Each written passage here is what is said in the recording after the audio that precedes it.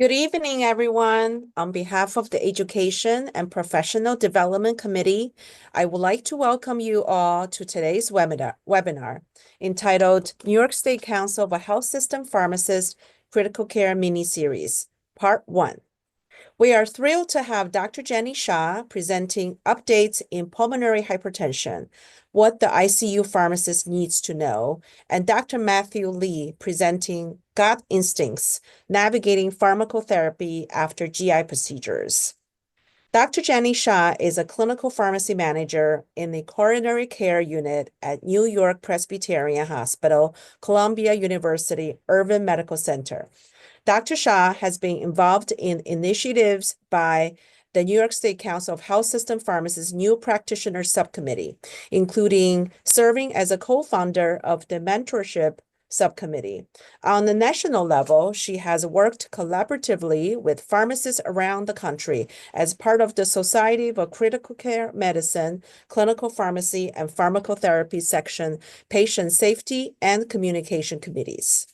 Dr. Matthew Lee earned his Doctor of Pharmacy degree at St. John's University. After graduation, he completed a PGY1 residency at the James J. Peter VA Medical Center, a PGY2 critical care residency at the University of Maryland Medical Center, and earned a Master of Health Administration degree at the University of Central Florida. Dr. Lee is currently the clinical pharmacy specialist for the trauma, surgical, and burn ICU at Westchester Medical Center and holds an appointment with New York Medical College as a clinical assistant professor of surgery. Please join me in welcoming our speakers. Thank you for that introduction. So as mentioned, today I'll be discussing updates in pulmonary hypertension with a specific focus on what the ICU pharmacist needs to know. As a heads up for everyone, I am recovering from a cold, so if you hear some coughing, don't be alarmed. I have nothing to disclose regarding the contents of this presentation. The objectives for today will be to describe the pathophysiology of pulmonary arterial hypertension, or PAH. We'll compare and contrast the medications used in PAH, summarize the clinical considerations of these medications for patients presenting to the ICU, and recognize precipitating factors for pulmonary hypertension crisis and management strategies. As some background, the prevalence of pulmonary hypertension is estimated to be about 1% of the global population, and this is higher in individuals aged above 65 years. pH is defined as an increase in pressure within the pulmonary arteries. Generally, the pulmonary circulation is one of very low resistance, and the pulmonary pressure is about 1/10 that of systemic blood pressure. When we have an increase in the mean pulmonary arterial pressure above 20 milliliters of mercury at rest, that's pulmonary hypertension. Pulmonary arterial hypertension is defined by pulmonary vascular resistance greater than 2 Wood units and pulmonary arterial wedge pressure less than or equal to 15 millimeters of mercury. As you can see in the diagram below, pulmonary hypertension is characterized by a profound and progressive pulmonary vasculopathy. We'll see intimal proliferation, vascular remodeling, and in advanced stages of the disease will have formation of these plexiform lesions and thrombosis, leading to vasoconstriction. Because the right side of the heart has to work harder to push against these fibrosed pulmonary arteries, this can lead to right heart failure and right ventricular remodeling and dysfunction. Next, we'll talk about some survival curves in patients with pulmonary hypertension. First, we have prospective registry data of 32 clinical centers from the National Heart, Lung, and Blood Institute. This data is from 1981 to 1985, so really before we had some of the medications that we have now. And you can see the median survival was only 2.8 years. The survival at 5 years was only 34%. Since this time period, we have had the advent of a significant number of medications, as well as new literature on pulmonary hypertension. So the REVEAL registry, which is a 55-center U.S. registry, provides some more up-to-date data. This is from enrolled newly and previously diagnosed patients with pulmonary arterial hypertension from March 2006 to December 2009. And the 5-year survival did double from previously, so it was found to be 65%. But you can see these results still with the medications that we have are not great. While we have improved, we still have a long way to go. And if pulmonary hypertension is left untreated, it's essentially a fatal disease. This slide reviews the clinical classifications of PH. A majority of the medications that I'll be discussing are approved for group 1 or pulmonary arterial hypertension. However, the most common groups of pulmonary hypertension worldwide are group 2, which is pulmonary hypertension due to left heart disease, and group 3, which is PH due to chronic lung disease or hypoxia. The World Health Organization functional class defines the classification of patients based on the degree of limitation of physical activity. Class 1 is for patients who have no limitations of physical activity, but once patients progress to class 4, they have severe limitation of physical activity and they cannot perform activities of daily living. In early stages, patients may present as asymptomatic, and even when they do have symptoms, the symptoms may be non-specific, such as dyspnea, fatigue, dizziness, or palpitations. Because of the fact that these symptoms are so non-specific, there is often a delay in time from initial symptoms to diagnosis, with the median being about 2 to 4 years. When patients present in advanced stages, they often manifest with signs of volume overload, such as increase in pulmonary capillary wedge pressure, increase in jugular venous pressure, or hepatomegaly, or they may progress to signs of cardiogenic shock with hypotension, cool extremities, and cyanosis. Right ventricular dysfunction is a complication of PH that contributes to decreasing functional capacity and worsening prognosis. It may occur in any of the PH groups, but it's most commonly reported in groups 1 and 4. This occurs because there's elevated resistance through the pulmonary artery, which essentially signifies an increase in the right ventricular afterload. Because the right ventricle has to work harder to push against this increased pressure, the right ventricle will hypertrophy and dilate. This can result in a decreased right ventricular ejection fraction, which will ultimately lead to less filling of the left side of the heart. This decreased filling of the left ventricle ultimately results in decreased systemic outflow to the rest of the body.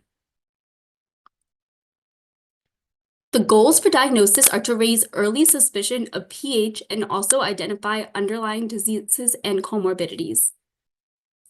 Echocardiography is recommended as the first-line non-invasive diagnostic investigation in suspected PH.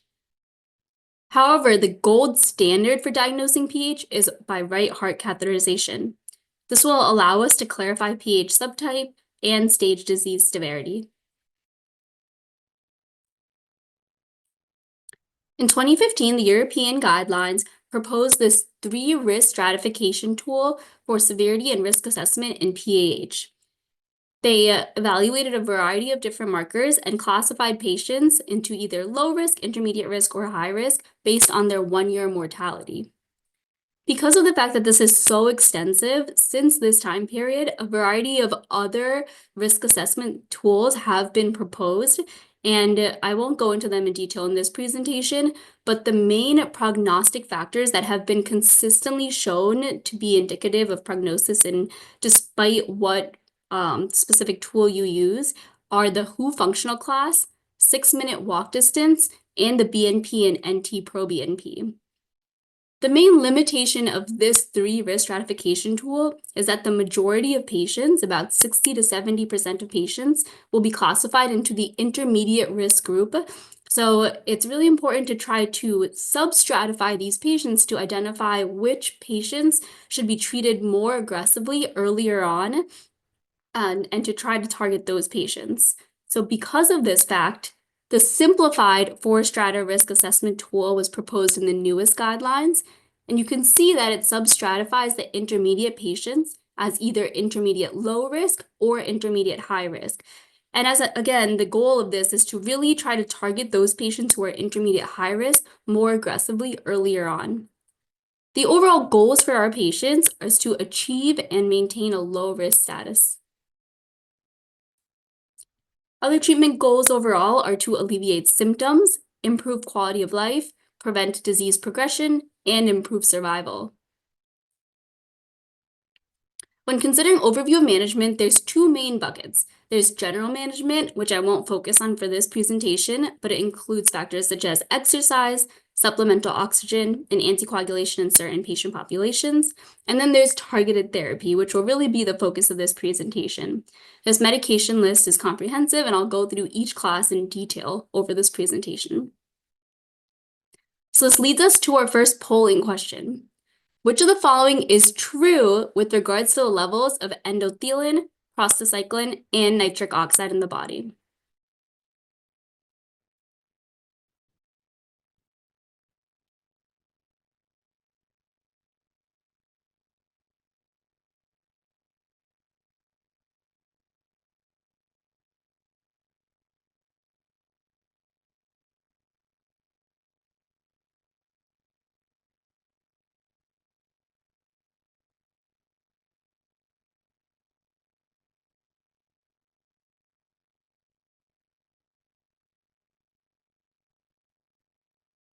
Okay, we can see about basically an even split across all of the four answer choices. So we will discuss this more in detail as the presentation goes on, and we'll come back to this question.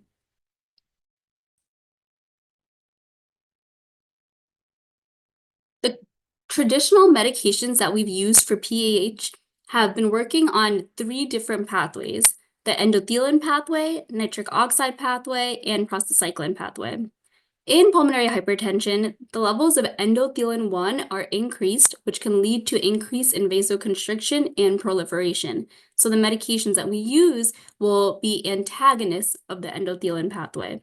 On the other hand, the nitric oxide pathway and prostacyclin pathway are decreased in pulmonary hypertension. So we essentially are giving medications that try to increase the levels of these in the body, which will result in vasodilation and antiproliferative effects. The therapeutic targets for PAH are listed on this slide and classifying into which specific target each of them work on. As we go through this presentation, I'll point out some specific considerations with each of these medications, as well as ICU-specific clinical considerations. First, if we have a patient diagnosed with PAH, the first thing we do is vasoreactivity testing, which is used to detect residual properties of vasodilation of the small pulmonary arteries and arterioles. The agents we use for vasoreactivity testing are quick-acting and short onset and offset, which include inhaled nitric oxide and inhaled iloprost. Only 5 to 10% of patients may be responders, but these responders are candidates for treatment with high-dose calcium channel blockers.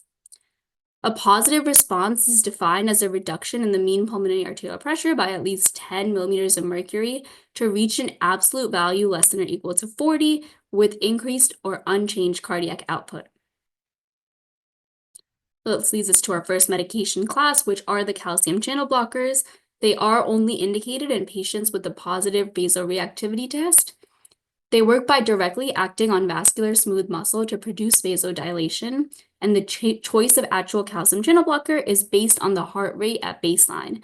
So if the patient is relatively bradycardic, the options we can use are nifedipine or amlodipine, but if a patient is relatively tachycardic, then diltiazem may be used. As you can see from the table, the target doses that we use are much, much higher than we use traditionally for hypertension, so these doses must be reached progressively.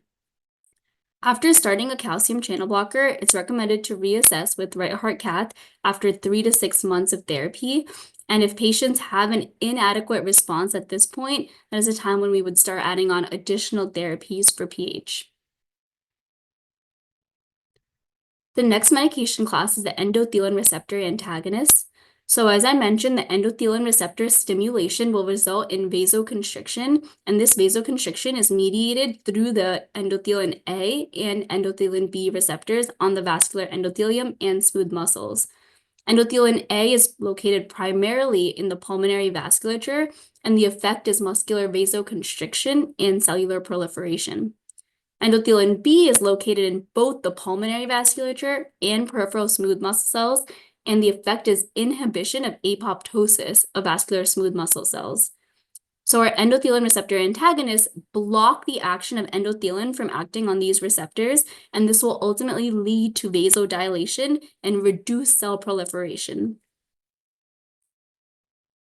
The three agents in this class are bosentan, ambrisentan, and macitentan. For each of these agents, there is a REMS program associated with its use due to the risk of embryo-fetal toxicity. Bosentan specifically also has a separate black box warning and requires initial and monthly liver enzymes due to the risk of hepatotoxicity. This hepatotoxicity can occur in about 10% of patients, and it is dose-dependent and reversible upon discontinuation of the drug. With these agents, there's a significant number of drug interactions, so when you're starting a patient on one of these, always check for drug interactions. Next, we have the phosphodiesterase 5 inhibitors. The rationale for use is inhibition of PDE5 in smooth muscle of pulmonary vasculature, where PDE5 is responsible for degradation of cyclic GMP. If we use these inhibitors, this will result in increased cyclic GMP, which will ultimately result in pulmonary vascular relaxation. The two agents in this class are sildenafil and tadalafil. Sildenafil has both oral and IV options available for use, with the dose conversion listed for your reference. The main difference between these two agents is the half-life. So you can see tadalafil's half-life is about 3 times that of sildenafil, which is why it only has to be dosed once daily, while sildenafil is dosed 3 times a day. This can be useful in practice if you want to start something like sildenafil inpatient, since it's more quickly titratable, and then transition to a long-acting tadalafil on discharge. Adverse effects include hypotension, flushing, headache, and dyspepsia. And it is contraindicated with nitrate and riociguat use. Next, we have riociguat, which is our soluble guanylate cyclase simulator. It sensitizes soluble guanylate cyclase to endogenous nitric oxide by stabilizing the binding of those two. And it also stimulates soluble guanylate cyclase independent of nitric oxide, which leads to increased cyclic GMP, which ultimately causes vasodilation. This agent is unique in that it's approved for both Group 1 and Group 4 pulmonary hypertension. The major adverse effects include hypotension, headache, nausea, vomiting, bleeding, and pulmonary edema. There's also a REMS program associated with this agent because of the risk of embryo-fetal toxicity. Next, we have the prostacyclin receptor agonist and analogs. In pulmonary hypertension, the levels of prostacyclin in the body are reduced, so these agents will essentially work to increase the levels of these in the body, which will result in direct vasodilation of pulmonary and systemic vascular beds, inhibition of platelet aggregation, and antiproliferative effects. One pro with the use of these agents is that the dosing weight does not change. When you start a patient on therapy, we determine a dosing weight, and this dosing weight is carried with the patient forever. If a patient comes to your ICU in fluid overload due to heart failure exacerbation, we don't use the new weight. Even if a patient is 20 kilos fluid overloaded, we still use the patient's dosing weight that they had used at the initiation of therapy, and that's the dosing weight we'll use for medications inpatient. The 3 agents that I'll mention are epoprostenol, treprostinil, and iloprost.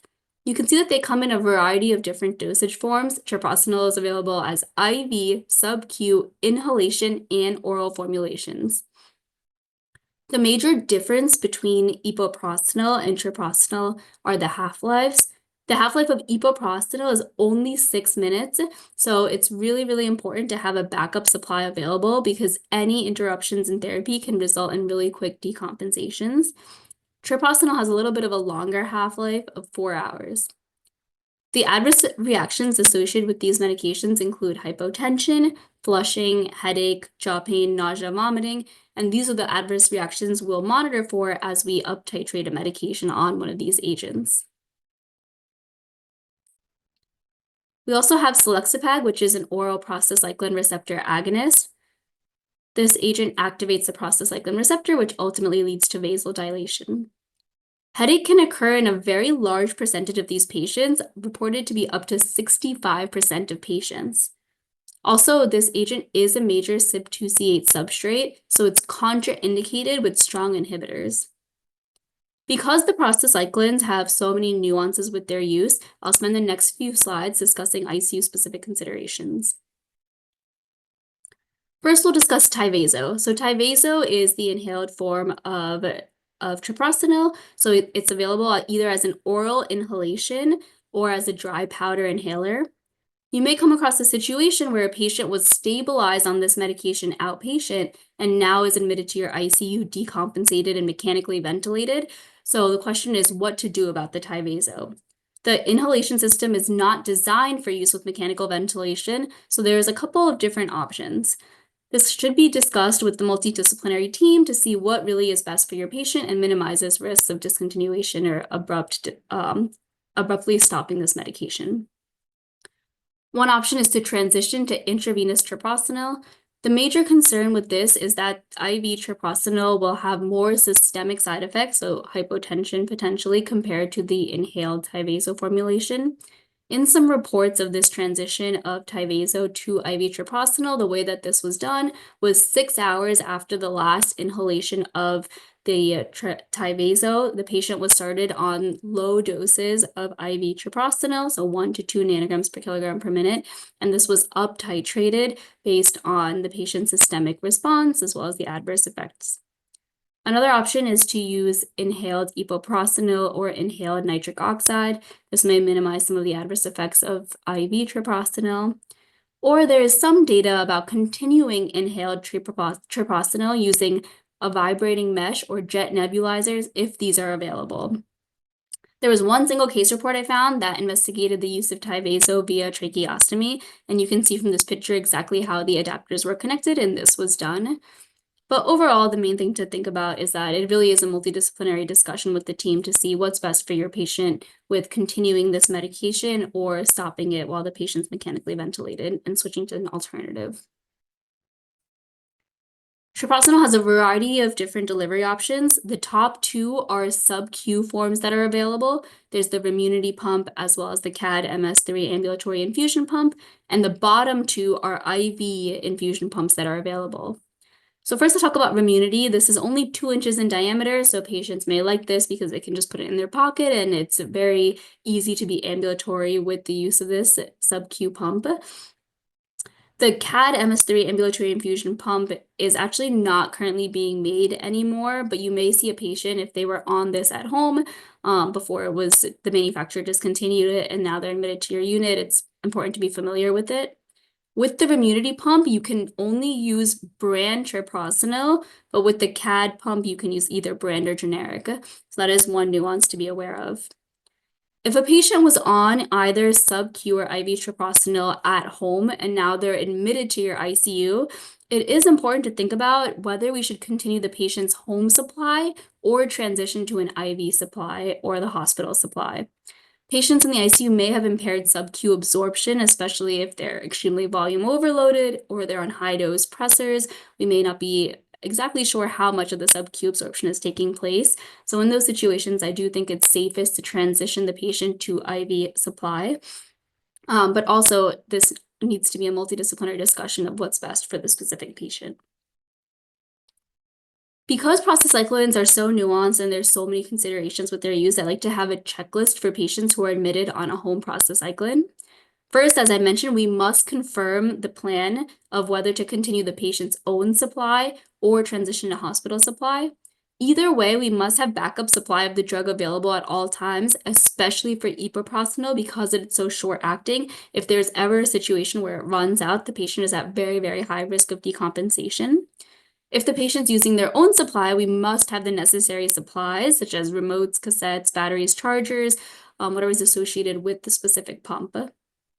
We must confirm the specific dosing factors when putting in the order for the medication dose at our institution, which would be the concentration, what exact dose the patient was on, the dosing weight, amount of drug in the diluent, type of diluent, volume of infusion, infusion rate, and whether brand or generic medication was used. You can administer to peripheral access while you're waiting for central access to be established, but ultimately the patient should have central access for these medications. With these medications, they should always be maintained as a dedicated infusion. We should not mix with other medications or run other medications concurrently or through Y-site. So limitations of parenteral prostacyclins include the risk of systemic vasodilation, which can be detrimental in patients already with baseline hypotension or right ventricular dysfunction or left heart failure. Also, because they deliver the drug non-preferentially towards ventilated or non-ventilated alveoli, there is a risk of ventilation perfusion mismatch, which can worsen gas exchange. The use of inhaled prostacyclins can help avoid this. And because these do need to be administered through a central line, there is an increased risk of side effects. So how would we approach a patient who was on a prostacyclin infusion through a central catheter and now has bacteremia and the line is thought to be the source? If the plan is to remove the catheter, then alternative access must be obtained prior to catheter removal for continuous prostacyclin delivery. The options for transitioning the infusion from the old to the new catheter are to just quickly transfer the infusion over without priming the catheter, to prime the new catheter with the medication prior to transferring the infusion over, or by overlapping the infusions and starting one infusion and down titrating, or starting the next one and up titrating.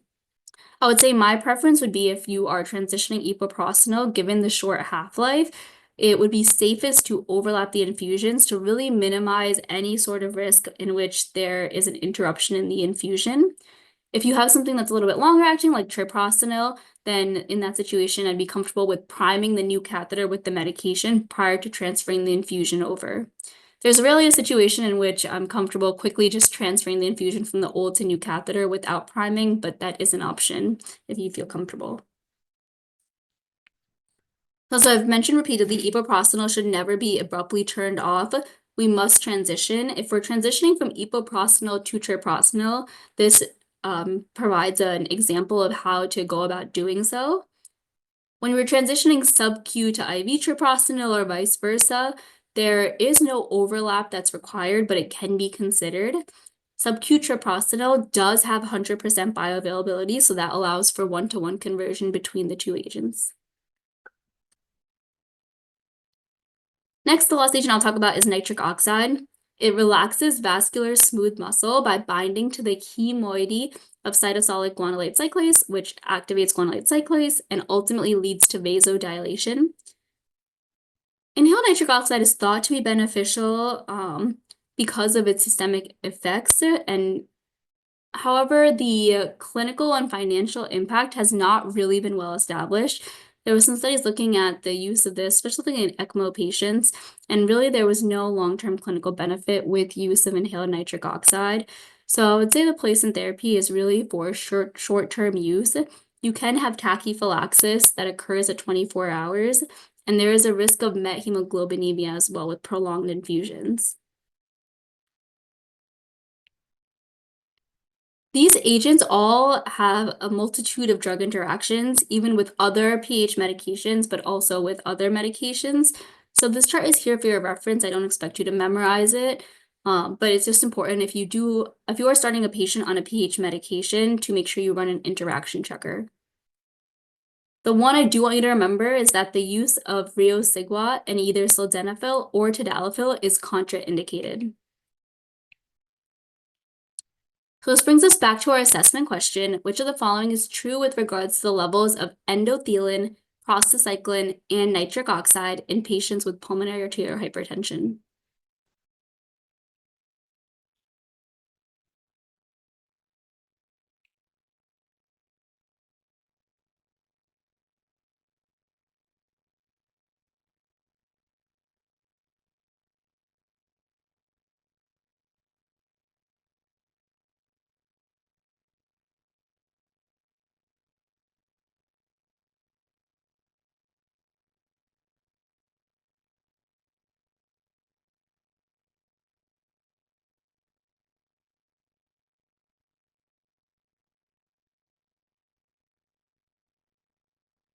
Okay, it looks like the majority of people voted D, which is the correct answer. The levels of endothelin are increased and prostacyclin and nitric oxide are reduced. So overall, that is why we use endothelin receptor antagonists, and we use things that will increase the levels of prostacyclin and not nitric oxide in the body.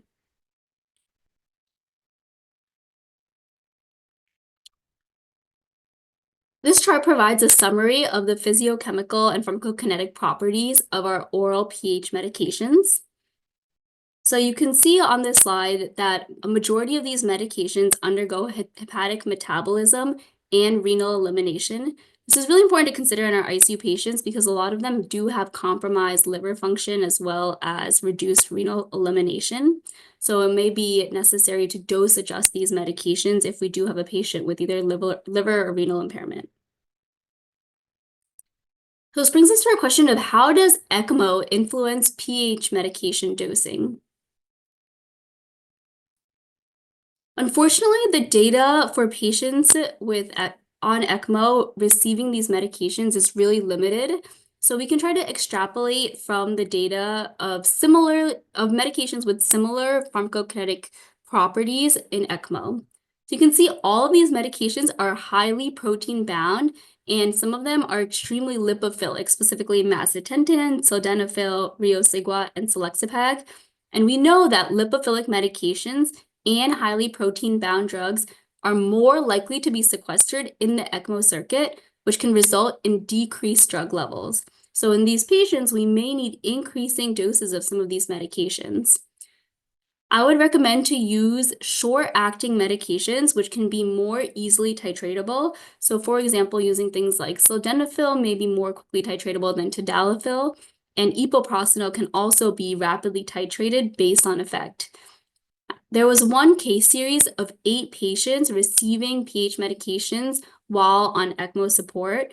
And out of these 8 patients, 7 patients experienced refractory hypotension, and that was managed with either down titration or discontinuation of all baseline oral pH medications and cross titration from the long-acting IV prostacyclins to inhaled therapy. So that is one potential management strategy that may not have as detrimental systemic consequences. It's also important to consider the drainage cannulation location with the infusion port of the catheter delivering the prostacyclin. If they're very close together, then we may see a situation where a significant portion of the medication is being siphoned off and then being delivered as a bolus to the patient's systemic circulation, which can have detrimental consequences. Okay, this brings us to our next polling question. JM is a 58-year-old man with the past medical history of PAH, diabetes mellitus, and hyperlipidemia who presents to the emergency department with shortness of breath, fever, and oxygen saturation of 80%, requiring mechanical ventilation. His home medications include ambrisentan and tadalafil. Which of the following is true regarding administration of his PAH medications through an NG tube?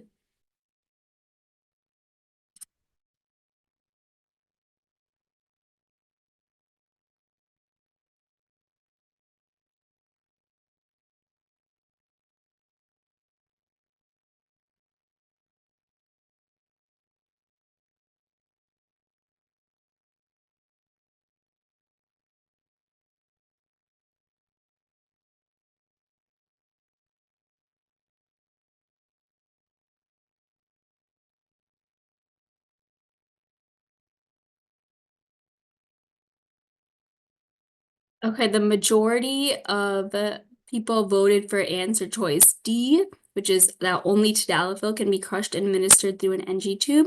So we will review this in the upcoming slides.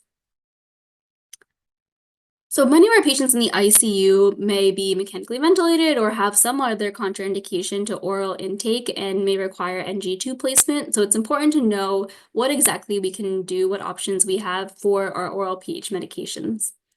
Endothelin receptor antagonists and riociguat tablets should not be split, crushed, or chewed. If a patient does have a feeding tube, we can prepare a suspension from the tablets. However, these are considered hazardous drugs by NIOSH due to the risk of birth defects. So we do need preparation in a controlled device with double gloving and protective gown. Bosentan does have a dispersible tablet that can be used to prepare a solution. Sildenafil has an IV formulation available, so you can change to IV, and there's also an oral suspension available. Tadalafil may be compounded extemporaneously as an oral suspension, or you can convert to sildenafil. Selexipag also has an IV available. However, the dosing is not an exact one-to-one conversion, so make sure you look up the dosing conversion for Selexipag if you are switching. The tablets cannot be crushed. However, short term, which is thought to be less than 3 days interruption, may be safe due to the half-life of Selexipag. And lastly, for the treprostinil oral tablets, we know we have an IV available. Some pharmacokinetic studies did find that 1 milligram 3 times daily of PO treprostinil is about equivalent to 5 to 6 nanograms per kilogram per minute of treprostinil infusion in a 70-kilo patient. My recommendation would be to start at a lower dose than this and titrate up to reach that exact dose conversion based on tolerability. So this leads us back to our polling question. Now that we have reviewed that information, what does that tell us about the administration of the pH medications through the NG tube?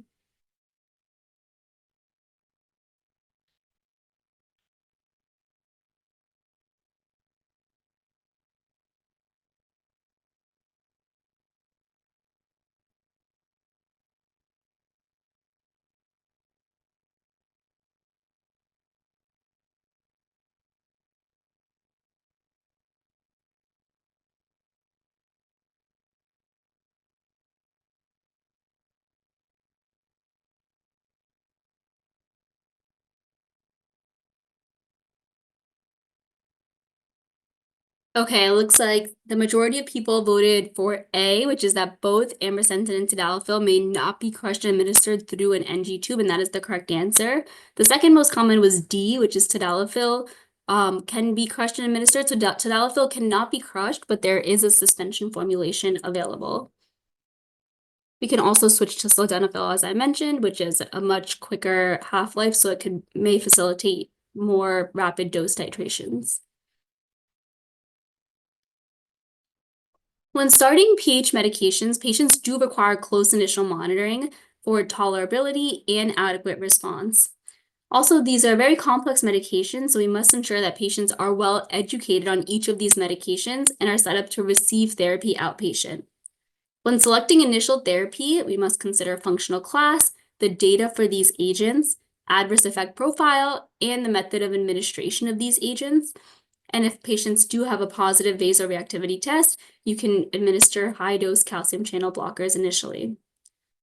The thought behind combination therapy is the ability to target different pathways in pH while minimizing toxicity of higher medication doses.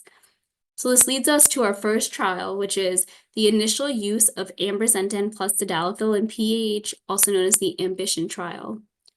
The objective of this study was to evaluate initial combination therapy versus monotherapy in treatment-naive PAH patients. They specifically looked at patients with treatment-naive WHO functional class 2 to 3 PAH, and they compared ambrisentan plus tadalafil versus either of these agents alone. And they found that a time to event analysis of the composite of the first event of clinical failure, which was defined as the first occurrence of a composite of death, hospitalization for worsening PAH, disease progression, or unsatisfactory long-term clinical response, occurred in only 18% of the combination therapy arm versus 34% in the ambrisentan and 28% in the tadalafil arm. So the hazard ratio was statistically significant, as you can see, and this was mainly driven by reduction in hospitalization for worsening PAH. So the authors overall concluded that among patients with PAH who had not received previous treatment, initial combination therapy with ambrisentan and tadalafil resulted in a significantly lower risk of clinical failure events than the risk with either monotherapy. So we know that a 2-drug initial combination regimen is better, but what about a 3-drug initial combination regimen? This question was asked in the Triton trial, which evaluated initial triple versus double oral therapy in treatment-naive PAH patients. The comparator groups were macitentan plus tadalafil plus selexipag versus macitentan plus tadalafil plus placebo. And the authors found that at week 26, the PVR decreased by 54% in the triple therapy arm versus 52% in the initial double therapy arm, which was not statistically significant. Also, the 6-minute walk distance and NT-proBNP improved in both groups without any significant difference between the two groups. There was a significantly higher proportion of adverse events in the initial triple therapy arm, which included headache, diarrhea, and nausea. So overall, the authors concluded that in patients with newly diagnosed PAH, both treatment strategies did markedly reduce PVR by week 26, with no significant difference between the groups. So based on this, the 2022 European guidelines make recommendations and stratify patients based on their risk status, the risk that I had mentioned at the beginning of this presentation. So first, for patients without cardiopulmonary comorbidities and either low or intermediate risk, the initial regimen is recommended to be initial ERA plus PDE5 combination therapy based on the AMBITION trial.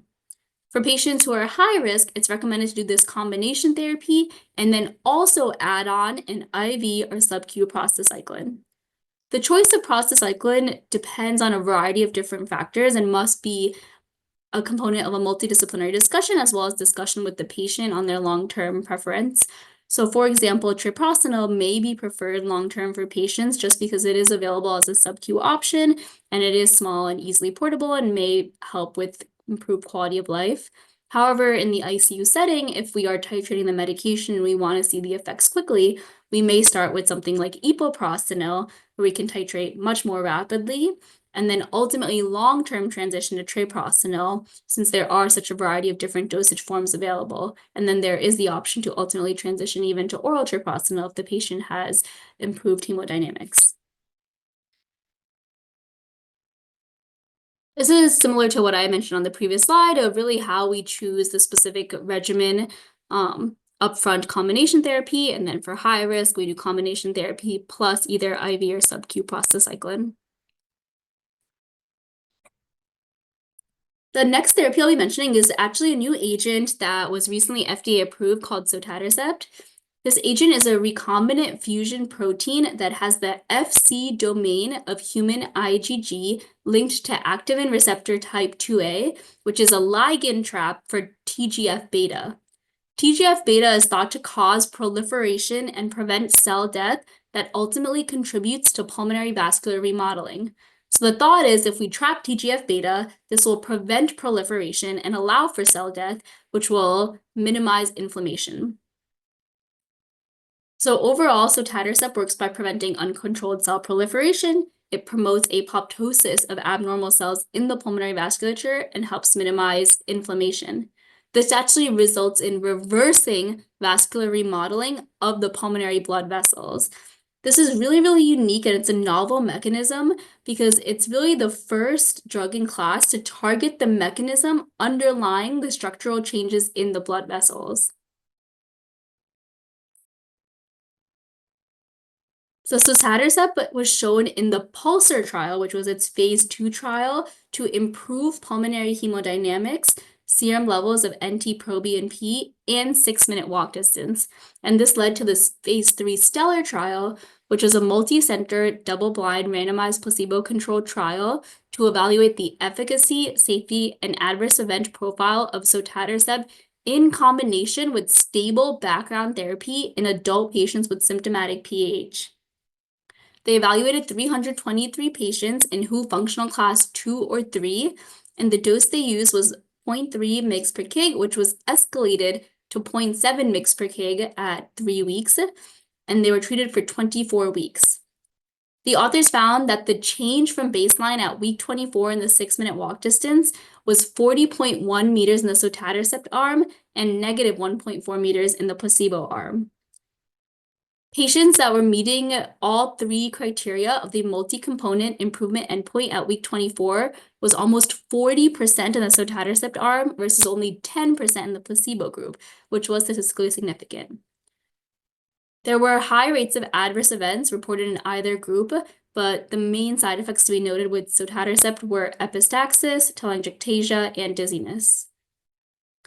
The authors concluded that in patients with PAH who are receiving stable background therapy, sotatercept resulted in greater improvement in exercise capacity, hemodynamics, and clinical outcomes compared with placebo. So this was really great, and future studies are currently ongoing to see what's the exact optimal place in therapy to add on sotatercept. So we know Stellar looked at patients who were functional class 2 or 3 and already on stable background therapy, but is there benefit in adding it in patients earlier on? So for example, patients who are newly diagnosed in intermediate and high risk. So this is an example of one study that's ongoing, but there are several right now that'll hopefully guide us into saying exactly when we should be starting sotatercept. Because of this new data with sotatercept and the thought that maybe sotatercept will become one of the 4 pillars, become the 4th pillar of management of pulmonary hypertension, hospitals will really need to decide about formulary addition of this medication. If it's added to formulary, nurses will need to be trained for administration and monitoring. There will need to be protocol development for appropriate use, and also discussions about storage and handling and dispensing considerations. The 2 main situations where you may encounter sotatercept are for patients who were chronically on sotatercept and now present to your ICU in a decompensation, or if the question comes up to newly start sotatercept for a patient in your ICU. So for patients first who are presenting to the hospital while on this medication outpatient, it's important to weigh the risks versus benefits of continuing it according to the outpatient administration schedule. We know some of the side effects of this medication, so if the patient is at risk for these side effects, so patients who are already thrombocytopenic or have major bleeding, we may want to consider delaying administration. But ideally, we want to avoid delays greater than 1 week. There was a PK study done that showed that effects are likely not sustained beyond this point. If the patient is currently in acute decompensation, you can consider dose increase to 0.7 mg per kg if the patient was previously on 0.3 mg per kg. For patients who are hospitalized and not on this medication outpatient, if the question does come up about starting it in your patient, there's really limited data right now of exactly when is the best time to start this medication. The benefits are really seen when it's added on to triple background therapy, but since this is a disease-modifying agent, it's expected that it would take longer than pulmonary vasodilators to really provide a substantial effect. It's really unlikely that this would provide rapid benefits to patients during acute decompensation. If a patient is being started on this inpatient, it's important to ensure an appropriate outpatient coverage to make sure there's no interruptions after discharge. Some additional considerations are that sub-Q absorption may be impaired with acute decompensation and shock, and also the trials excluded patients with acute liver failure and eGFR less than 30. So if we are starting in these patients, we have to be very cautious and start low and titrate slowly based on effect. Also, in patients with dialysis, there's limited literature, but the literature that we do have shows it's non-dialyzable, so these patients may also require lower doses. The last section I'll talk about is treatment of pulmonary hypertension crisis.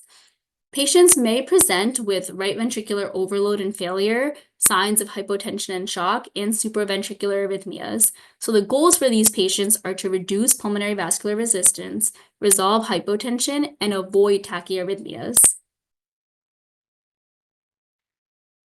These are the different factors that I'll discuss in management of acute decompensations. I'll discuss each of these more in detail, but this slide is here for your reference as a broad overview of how we manage acute decompensations. First, it's important to identify triggering factors. They may include things such as infection, hypoxemia, hypercarbia, hypothermia, or arrhythmias.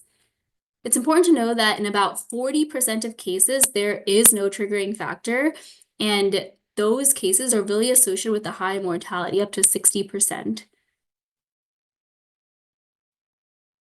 Next, we want to determine fluid balance. When we're determining fluid balance, dynamic measures are preferred. So first, we can think about echocardiogram. So if we're seeing evidence of right ventricular dilation or impingement on left ventricular filling, that may tell us that a patient is volume overloaded and we need to diurese.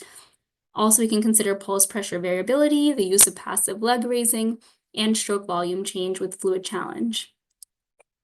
The right ventricle has a much flatter Starling curve compared to the left ventricle, so we may need to remove a significant amount of fluid before we really see an improvement in right ventricular function.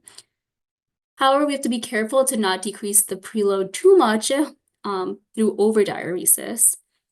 It may be appropriate to target an initial right ventricular filling pressure of 8 to 12 millimeters of mercury and then adjust this based on the patient response. Also try to achieve normal SVO2 of 70 to 80%. If a patient is significantly lower than this, it may be evidence of decreased cardiac output, and we may need to adjust therapy. If we're really not sure of the volume status and where the patient is, that's a time when we may consider placing a Swan-Ganz catheter to see exactly what the hemodynamics are and targeting therapy more appropriately. For diuretic choice, we can start with loop diuretics given as a bolus or continuous infusion, and then add on a thiazide diuretic if necessary. The right ventricle is vulnerable to increased afterload, so it's important to correct hypercapnia, acidemia, and alveolar hypoxia. The mainstay of treatment in this situation is prostacyclins. So you can start epoprostenol IV at low doses, such as 1 to 2 nanograms per kilogram per minute, and increase by 1 to 2 until we see a favorable hemodynamic response or maximum tolerability. IV epoprostenol may cause systemic vasodilation, hypotension, and impair VQ mismatching, as I've talked about in previous slides. So to avoid this, you can try using inhaled prostacyclins. These will cause less hypotension and reduce VQ mismatch because they're only delivered to ventilated alveoli. In studies, inhaled epoprostenol has been shown to increase cardiac index and SVO2 while also reducing mean pulmonary arterial pressure and CVP without the adverse effect of decreasing systemic blood pressure. So it is something that can potentially be used. We also want to think about inotropes for optimizing our cardiac output. The 3 main inotropes we have are milrinone, dobutamine, and dopamine. Milrinone is a phosphodiesterase 3 inhibitor, which works by increasing cyclic AMP, which leads to vasodilation and increased contractility. Milrinone may be preferred in this situation because it's actually been associated with decreased pulmonary vascular resistance. However, milrinone is also most likely to cause hypotension, so we may have to limit our use based on this adverse effect. Dobutamine has also been shown to improve RV infarction-induced PH and PH in HFpEF, and dobutamine in combination with inhaled nitric oxide has also been shown to have benefits. However, dobutamine doses greater than 5 mics per kilo per minute may cause systemic hypotension due to the effects on beta-2 receptors and really should be avoided. Using doses that are much lower, such as 3 or less, have not been shown to be associated with these adverse effects. So they did not increase mean pulmonary arterial pressure when used at these lower doses. And dopamine is probably the most controversial of these 3 agents. Dopamine can cause tachycardia, increase your risk of arrhythmias, and has actually been shown to be associated with increased mortality in cardiogenic shock. So dopamine is probably the one I would be most cautious about using. However, you can consider use, especially if the patient is extremely hypotensive. The vasopressor choice in PH crisis is really one we want to increase our SVR to maintain MAP without increasing PVR.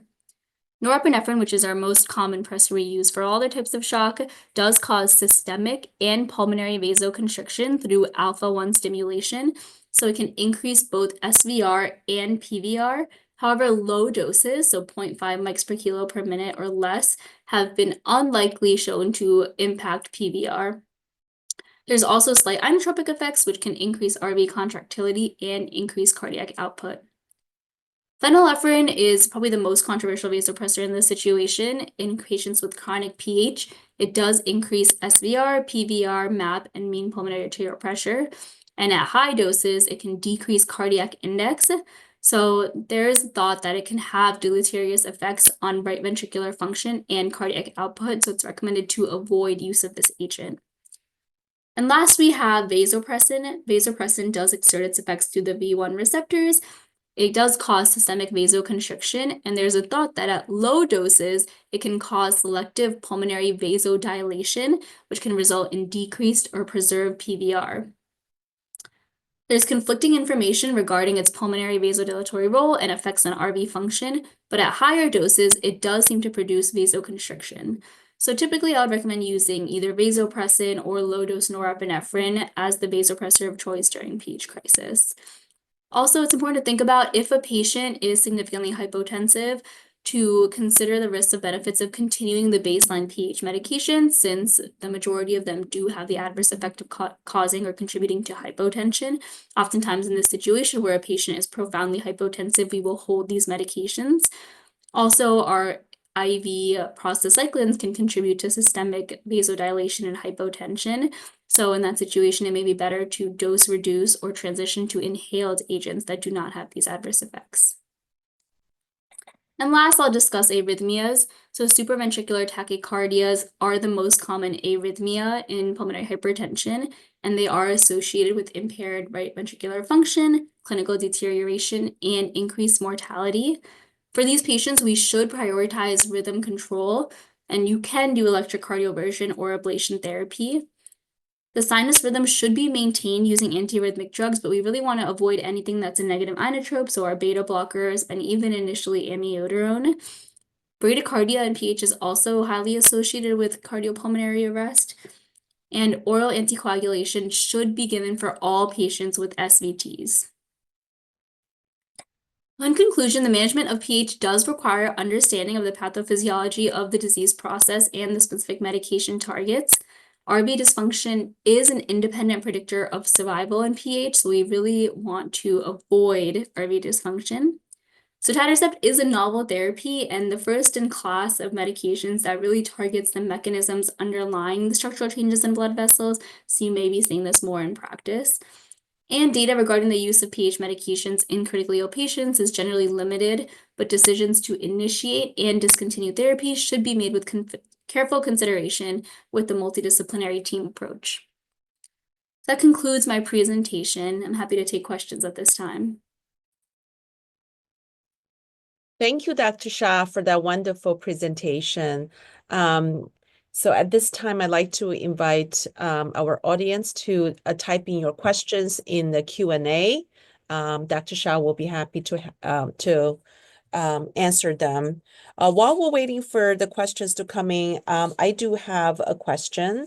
One of them is, what are the pharmacogenomic consideration in treatment of pulmonary hypertension, especially in regards to the medications you've talked about? Yeah, that's a great question. So I think pharmacogenomics is currently an expanding field, and a lot of these patients do have specific pharmacogenomic mutations or things where specific medication therapy could be tailored to be more optimal in these patients. Currently, I don't know of any facility really. I don't think my hospital has the capability to do pharmacogenomic testing to really see what is the optimal therapy for these patients. But I think it's really useful because it can help identify even subclassifications of pH and which specific patient groups are more likely to benefit from certain targeted therapies. Thank you. And then with all the materials you've presented here, so as a ICU pharmacist, what do you think the role of our ICU pharmacists are, and what we should do or what's our role in management of pulmonary hypertension? Yeah, that's a great question. I think pharmacists have a huge role in pulmonary hypertension. I think a lot of these medications are really nuanced and have a lot of pharmacokinetic considerations for their use. So I'd say the place in therapy of pharmacists is first to identify what therapy a patient was on if they were admitted from home, and why they were on a specific regimen they were on if it may not be one of the first line regimens. I often have patients admitted on regimens that may not be considered to be the first line options just because they haven't tolerated some of the other options. And then I think being familiar with the data that comes out to see how can we optimize the medication therapies for our patients while they're in the unit, and then also providing communication to the providers about all medication drug interactions, any sort of dosing changes that need to take place based on renal or hepatic impairment, pharmacokinetic changes in ECMO, mechanical ventilation. A lot of these medications can't be crushed and administered down feeding tubes, so trying to optimize the medications that the patient is receiving so we can continue whatever needs to be continued based on the clinical decision for the patient, but also hold medications that may not be able to be given. Thank you. And Pooja typed in a question. So Pooja was wondering, for patients with non-PAH related ICU admission on ERAs or SGCS at home, do you recommend holding in the setting of critical illness?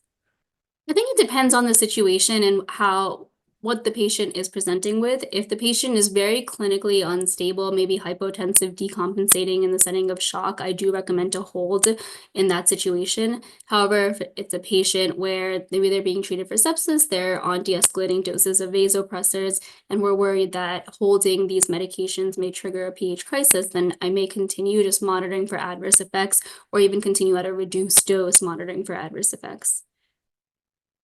Thank you. Katina asked if we had a possibility, what type of pharmacogenomic testing would be done in these patients? I would have to look into the data for specific types of pharmacogenomic testing that's available and get back to you. I'm not familiar off the top of my head what exact types of pharmacogenomic testing we have available. Thank you.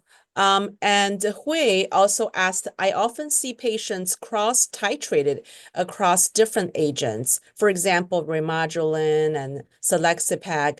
Are there any current trials or resources to help guide the titration parameters for how this is achieved? Yeah, I think I wouldn't say there's exact guidelines. If you look at the guidelines, they don't really provide information on titrating the medications or cross-titrating between the agents. Um, there are trials depending on the specific agents that you're looking at, and I often look at the methods of those trials. There's often case reports. A lot of the data that I presented is available from case reports. There's PK finding studies. So, for example, the oral treprostinil to the IV treprostinil, there was a PK finding study of exactly what the dose conversion is. I think as general practice, when we're cross-titrating between the agents, you want to start at a lower dose and then increase to maximally tolerated effect. But in situations where there may not be an exact one-to-one dose conversion, it may be trickier. Thank you so much, Dr. Shah. Thank you for a wonderful presentation and for answering our questions. For the interest of time, we'll move on to our next presentation with Dr. Matthew Lee.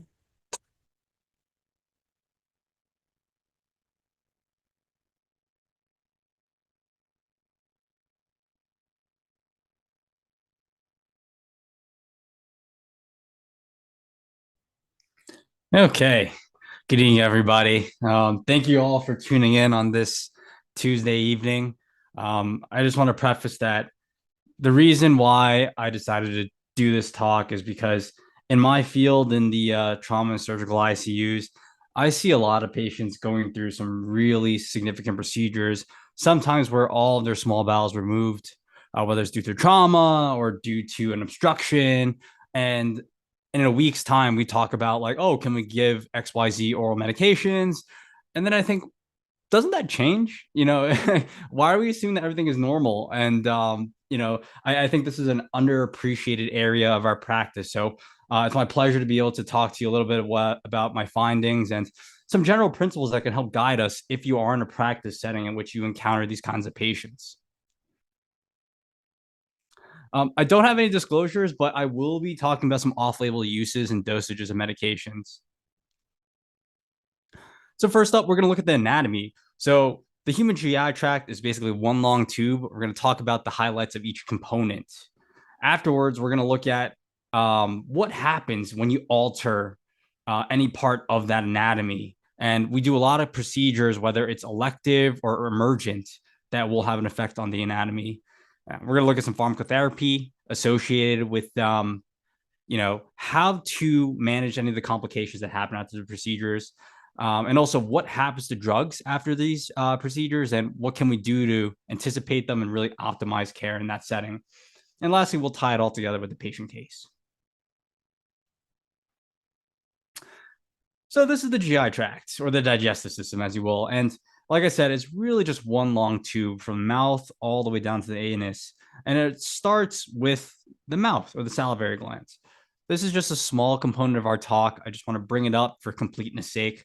But this is where, again, mechanical breakdown of food happens. We have saliva. Amylase is an enzyme available in saliva that has sort of a basic pH that helps break down carbohydrates for us. And then whatever we ingest goes down the esophagus and then into the stomach. The stomach, the main role here, I would say, is dissolution. And we accomplish dissolution through various mechanisms, whether it's through hydrochloric acid with a pH of 1.5 to 2, peristalsis, or antral systole. The transit time in the stomach, it varies depending on how much food there is or how much substance there is, but on average 45 minutes if it's just water. Looking to the right-hand side here, when we're talking about specific functions, the fundus is where most of the gastric acid comes from, and the pylorus here actually serves as a sphincter. And the unique thing about the pylorus is it actually serves as a braking mechanism. So if you go to an all-you-can-eat buffet and you get your money's worth and you eat for the full 2 hours, not all of that will go right to your small intestines, because that actually would lead to something called dumping syndrome. Your small bowel isn't used to receiving large boluses of foods without being broken down. So you see massive diarrhea and adverse effects like bloating, stomach pains, etc. So the pylorus is the sphincter. It regulates the flow, slows things down so we can process everything. This is the small bowel. And again, these first few slides are really just for orientation purposes, so we know what we're talking about when we talk about some of the procedures. But the small bowel consists of three main things: the duodenum, and then it goes into jejunum, and then ileum. If you notice here, proportionally, the duodenum is just a small component of the small intestine or small bowel. The majority is jejunum and ileum. And, depending on where you look, they'll say, forget about the duodenum. Jejunum is 2/5 of the small intestine and ileum is 3/5. And the majority of absorption happens in the proximal jejunum. The reason for that is because the jejunum and the ileum have these villi and microvilli, as well as these crypts. And this is where the enterocytes lie, and this is where the majority of the absorption happens. There's a lot of surface area here. Jejunum is about 250 centimeters, ileum is about 350 centimeters.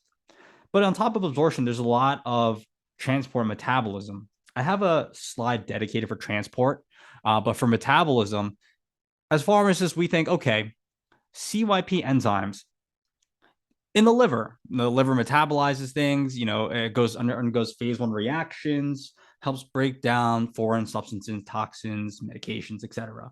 But CYP enzymes are actually quite ubiquitous in the human GI tract, particularly in the small bowel. So in addition to the liver, you actually have these enzymes right there in the small bowel. So just think about it in the back of your mind. If you were to resect, you may be removing some of the enzymatic reactions that are responsible for processing medications. The transit time for the small bowel is about 4 hours. Before moving on any further, I do want to talk a little bit more about what's next to the duodenum and this interaction here. So on this slide, you see the gallbladder as well as the pancreas. The head of the pancreas nestled in, and this is duodenum, the small portion here. So there's a couple of important things that are going on here. Number one, the pancreas is responsible for secretion of bicarbonate, as well as pancreatic enzymes that help digest fats and break down lipophilic substances. The gallbladder stores bile. Bile comes from the liver and is stored in the gallbladder. And depending on some hormonal reactions, the gallbladder will get squeezed, and then both bile and pancreatic enzymes and bicarbonate will all converge at the ampulla levator, and which is controlled by the sphincter of Oddi. And for those of us who remember in pharmacy school, a few medications affect the sphincter of Oddi, and we think about sphincter of Oddi spasm from opioids and sphincter of Oddi dilation from glucagon. This is where it's all happening here. So when you contract, you're decreasing pancreatic secretions, you're decreasing bicarbonate, you're decreasing bile. If you dilate it with glucagon, you get increased flow. So why am I bringing this all up? Well, a lot of the times when you talk about pancreatic enzymes, bicarbonate, bile, you really need these things to help solubilize lipophilic medications or lipophilic substances. In addition to this, I alluded to it previously, but there are a lot of enzymes at work here, maybe specific to duodenum, but a lot of them are also present in jejunum. First of all, you have cholecystokinin, and this really squeezes the gallbladder, squeezes the pancreas to help get those enzymes out. You have secretin as well. Secretin is released in the S cells located throughout the intestine. and it's responsible for bicarbonate secretion. So think about it. We talked about the pH of the stomach, pH about 1.5 to 2, very acidic. Our small bowel can't tolerate that. Not many things can.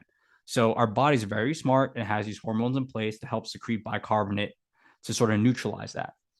And then lastly, GLP-1, which we know from a lot of our anti-diabetic medications is responsible for things like satiety and decreasing glucagon secretion and increasing insulin-dependent secretion when in response to glucose. So there are a lot of enzymes that are responsible and they are secreted by duodenum. So if you lose this, you're losing these enzymes, you're losing our physiologic mechanisms to compensate for the GI tract and how we normally function. Moving on to the colon here, this plays a lesser role in absorption, but still can.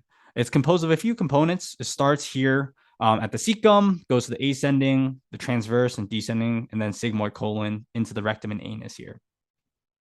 So the main functions here are not so much drug absorption, but mostly a water and electrolyte absorption. There is still some metabolism, so there are some CYP enzymes at work. And really, the remaining is just formation and storage of feces. So there are a couple of enzymatic reactions, like I alluded to. So CYP enzymes, which is responsible for your phase 1 reactions.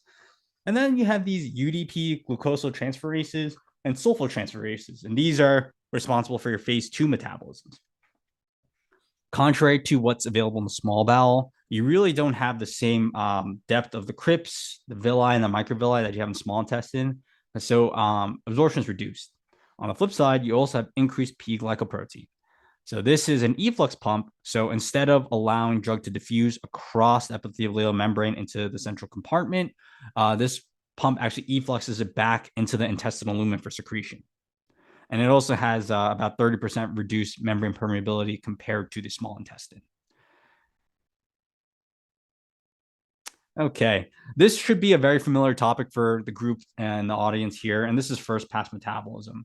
I do just want to highlight, because I think we take a lot of this for granted here.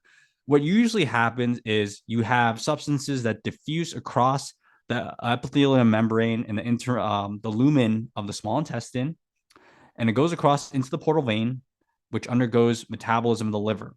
So this will decrease bioavailability because before you even get to the central compartment, you're already going through one round of metabolism.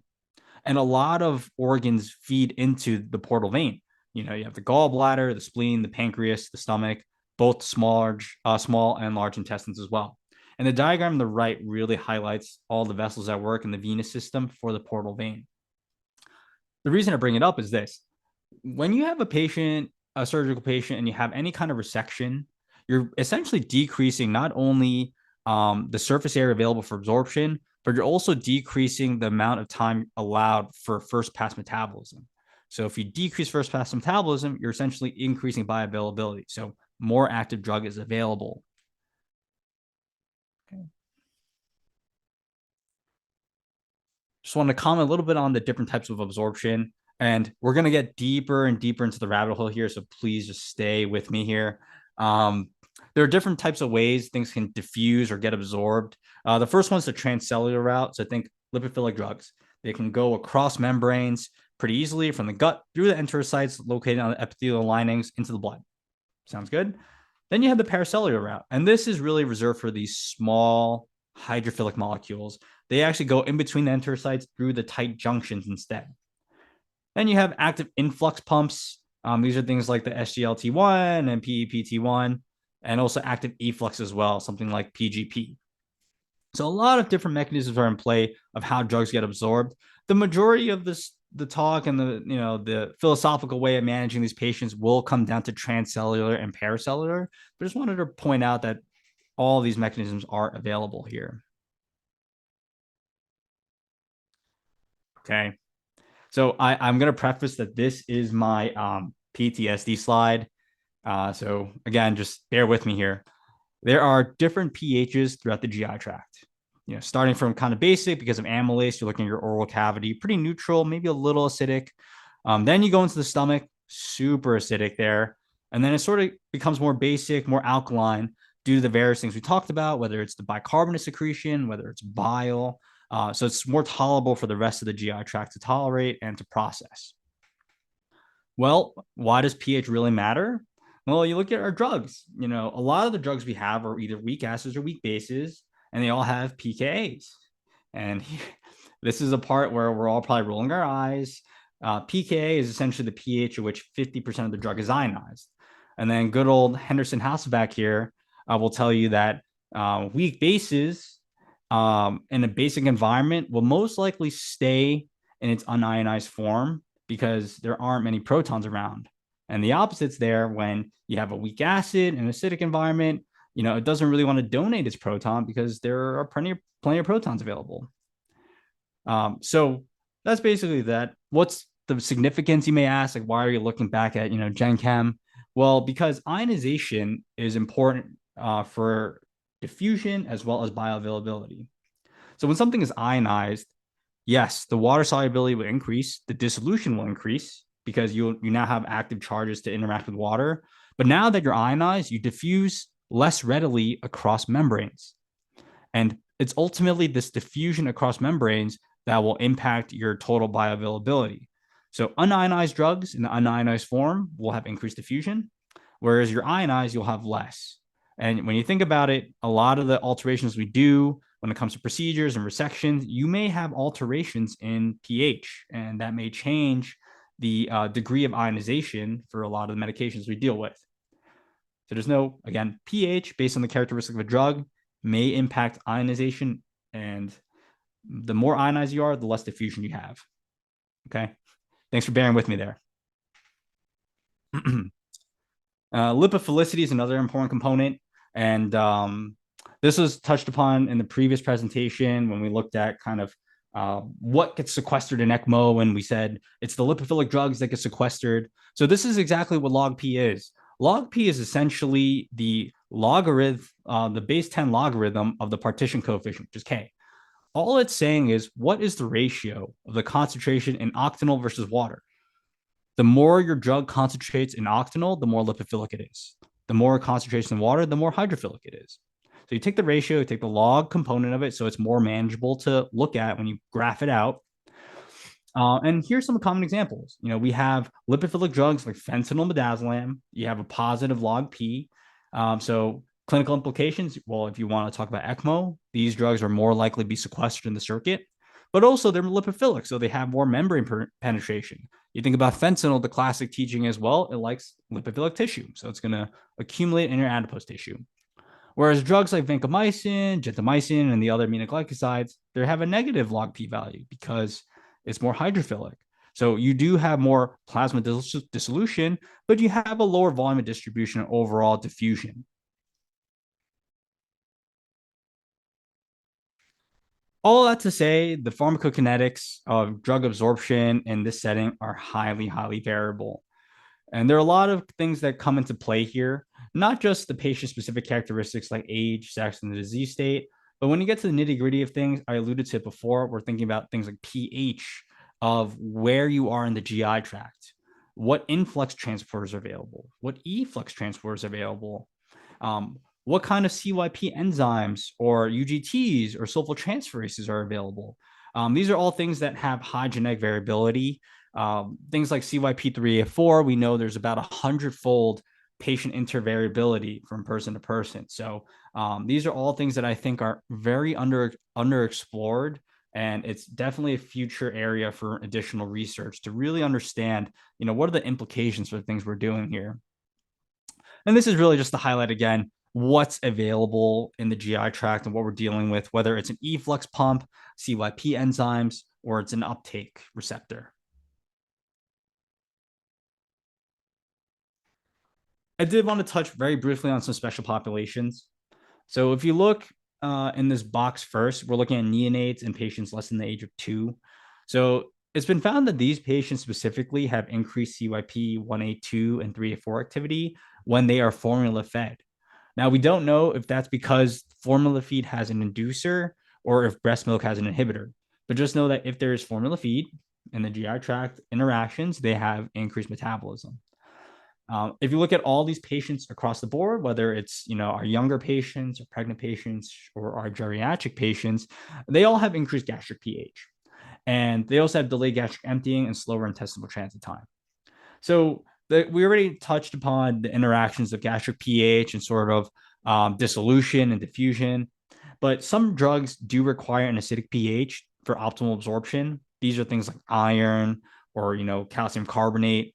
And then also delayed gastric emptying. The main risk here is ulceration. You think about non-steroidal anti-inflammatory drugs, your bisphosphonates. The longer it stays there, the higher the risk of ulceration. So just things to consider based on where your patient falls in terms of demographics. I don't know if anyone noticed, but the snail traversed the slide. These little things matter to me. Hopefully they matter to you as well. So now, that's just kind of the basic anatomy, some considerations, why things happen from a chemistry perspective. But now we're going to touch upon some of the procedures you may see. And I used bariatric procedures here as a surrogate to demonstrate what happens when you have altered anatomy. Ultimately, as you'll see in subsequent slides, anything can be done, essentially, depending on the etiology of the procedure. But focusing here on bariatrics first, we're going to talk a little bit about our Roux-en-Y bypasses and our biliopancreatic diversion with duodenal switches. So this is a nice little slide, and I have a video here from the Mayo Clinic. So if you just focus on that first, basically do a little gastrectomy there. You have an egg-shaped pouch remnant of the stomach. That's where your food goes so far. From here, they bring up a loop of jejunum, and you bring it up and anastomose it to there. This is known as the Roux limb. This is where the food goes, or the alimentary limb. So now the food progresses down, and then you still have to think about, well, what about duodenum and the pancreas and the bile and all that? So then the remaining portion of that gets anastomosed. So then it's again like jejunum to jejunum, and the remaining portion is called the common channel. That's the interaction here where you have the mixing of the food that you just ingested with the secretions, enzymes from your biliary system and your pancreatic system as well. So implications here are threefold. First, you're reducing the amount of parietal cells. By limiting the amount of stomach available, the pH is going to go up because there's just less gastric acid. So we already talked about the implications depending on the characteristic of the drug. You have a decreased absorptive surface. So you're essentially bypassing your duodenum and a lot of the jejunum. So less surface area, less absorption. And then lastly, because you're bringing up a Roux limb, and now you have your digestive enzymes, the biliary system secretions coming all the way down here, you're essentially decreasing the amount of time or surface area for bile and pancreatic enzymes to mix. And that's called a common channel, where you have the mixing of those enzymes from the biliopancreatic limb and the Roux or alimentary limb. So takeaways here, the pH changes, you have less surface area and less digestive enzyme mixing. It's the same philosophy here with the biliopancreatic diversion here. Here, there's a sleeve gastrectomy done. The duodenum is preserved. But the main difference here between this and a Roux-en-Y is there's even less surface area. So instead of talking jejunum, we're now talking ileum. You bring up a loop of ileum, anastomose it to duodenum, and then everything else is connected further down towards the ileum here. So big difference, you have a shorter common channel. Again, there's less surface area, so there's less ability for your body to absorb nutrients as well as medications.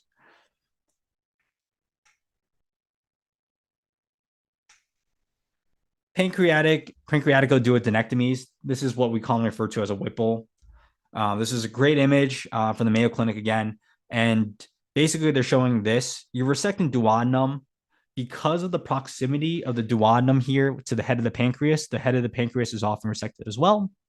Depending on the surgeon, the practice, and the training, they may or may not preserve the pylorus of the stomach. And oftentimes the gallbladder is also resected, and then bile will flow directly into the jejunum from here.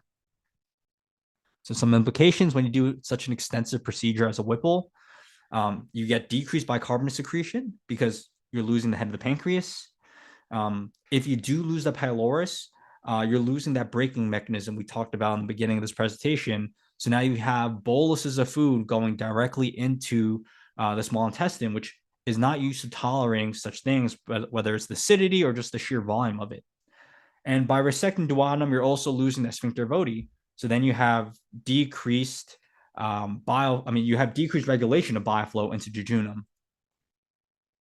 We talked about, again, the implications of if you alter the pH, you're going to alter dissolution, you're going to alter diffusion. All right. So I bring this study up because, number one, this was published in 2024. So it's a testament to this is an emerging area where I think we should start looking into, what are the kinetics of medications after a major procedure or a routine procedure to see, do we have to change our dosing recommendations? So this was a study of apixaban in patients who got a Whipple procedure. A couple things to note, there were only 4 patients in the study. And what had happened was, if they had a Whipple at least 6 months prior, they gave a one-time dose of 10 milligrams of apixaban. We had a drum roll here.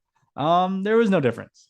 And you may think I should just end this presentation now. And probably, you know what, a lot of this does tend to seem very philosophical. But a couple things. Number one, you could say, well, this is just classic type 2 error in statistical studies.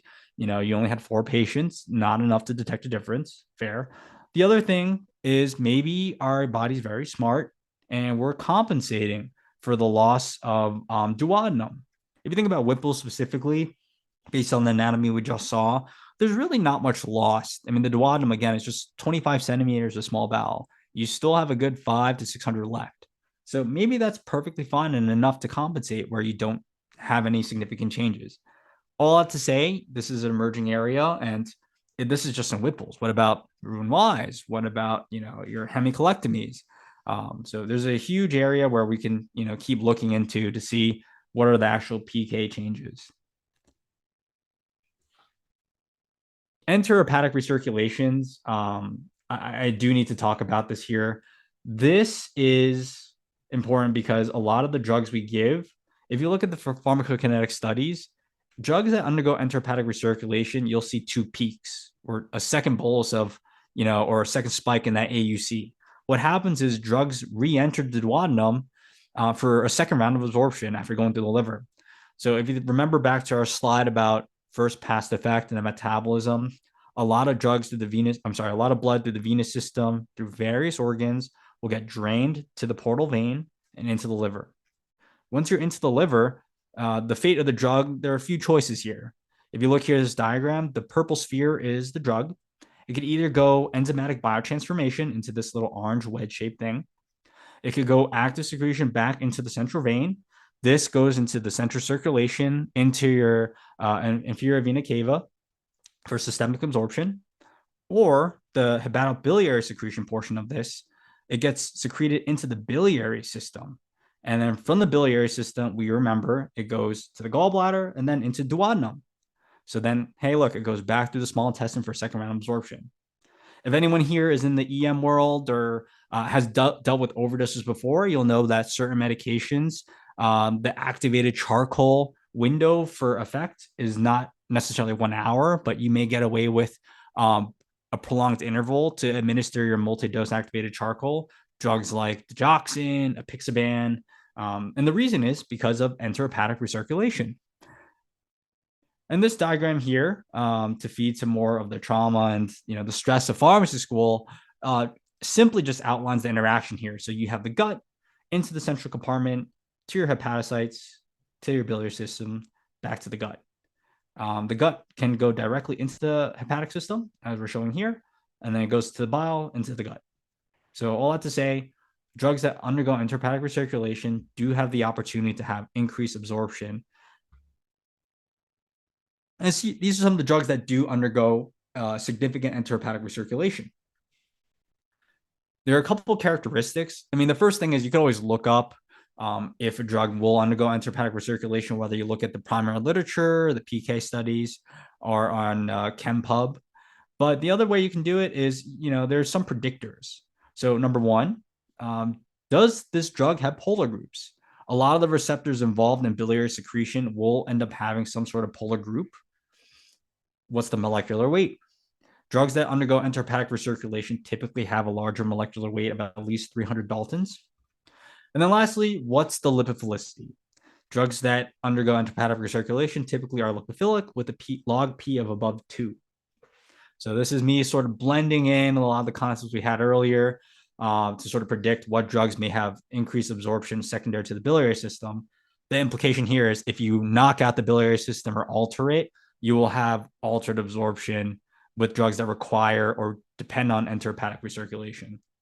Just hold on to these three here. This will come up again shortly. I'll go back here. So I mentioned earlier, the bariatric procedures is fine and good. There's most of the data on management of pharmacotherapy after these bariatric procedures.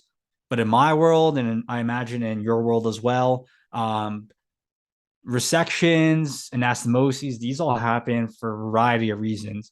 Trauma is a big one, whether it's a big bucket handle injury after an MVC, whether it's malignancy, Crohn's disease, obstructions, colitis. Essentially, the point of this slide is to show you that a lot of things can be taken out, a lot of things can be connected together, and you need to consider based on the foundations and principles we discussed earlier that may have implications on pharmacotherapy and how you manage your patients. If you really want to take a deep dive and say, well, this drug is a weak acid and the pH is now changed, so now we need to either increase or decrease the dose if we're not seeing an adequate effect. As I mentioned earlier as well, I'm including here again the length of the components of the small bowel. Duodenum is just a small part. So although it has a smaller role in absorption, a lot of its effect does come in play when it comes to regulating the flow of bile, pancreatic enzymes, as well as having the ampulla levator and the sphincter of Oddi.